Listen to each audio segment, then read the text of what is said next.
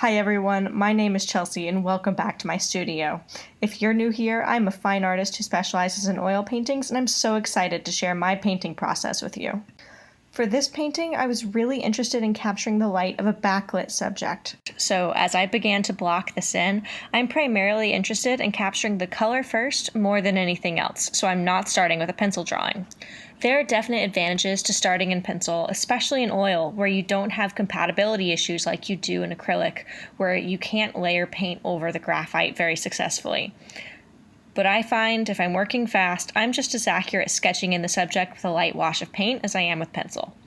Now, if I were working slow, it's another story. I could potentially get a fully accurate drawing to work off of and save myself from making certain mistakes. But I prefer a loose way of working, and a tight, perfect line drawing would either get covered up and lost pretty quickly, or my painting could wind up looking tighter than I'm ultimately aiming for. This is just a byproduct of how I personally like to work. There are a lot of artists who tile down patches of paint with no underpainting and achieve really beautiful results, but I find that for me, I wind up going too tight too fast with my brushwork that way.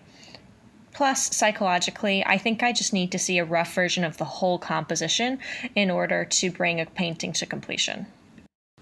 As I continue blocking this in, I want to answer a couple of frequently asked questions about my materials.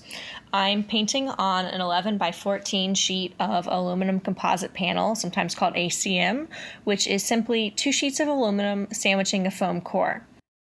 The panel then has linen mounted on, which has been quadruple primed with an oil ground. I'll link the specifics in the description below, but if you'd like to see a video talking more in depth about why I choose ACM and this particular linen, be sure to like this video and comment down below letting me know what you'd like to see next. The one thing that jumps out at me while I watch back through this process is just how important it is to create a painting setup or a studio setup that encourages you to get up and look back at your work from at least 8 feet away. I say this because I made a lot of mistakes early on that are really clear in this video that I just didn't see earlier because I was too close to the painting. The one that jumps out at me the most is the contour around her chin that's really dark.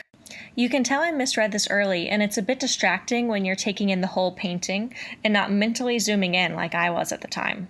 So now for the fun part. She's blocked in decently well at this point, so I can start building off the work I've already put in and begin refining. I'm still making corrections, but at this point I'm close enough to where I feel like, yes, this is going to be a nice painting and I can start to have fun. This is also the stage where it's helpful for me to take a photo of the painting and compare that to the reference photo using Photoshop. Now, if I were stepping back regularly, I probably wouldn't need this, but it's nonetheless a handy tool for when you know something is off and want to be confident in your corrections. As I go back to her hair, you can see the block-in I did before this is beginning to look kind of gray or like there's a strong glare. Okay, there likely is a bit of glare, but the majority of what you're seeing is actually the darker paint matting out as the paint cures. This painting was actually made in about 4.5 hours, but over the course of about a week. So it had a lot of time to start drying, and by the time I'm getting toward the end here, the darks can become really difficult to judge.